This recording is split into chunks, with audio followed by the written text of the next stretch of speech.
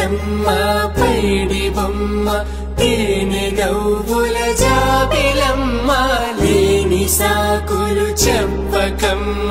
పట్టువోణి కట్టవమ్మ నాన్నయదపై నిన్నటిదాకా అల్లరి ఆటలు ఆడినా చిన్నారి తల్లి లేక భుజములు నేడు చీరలు మోయునా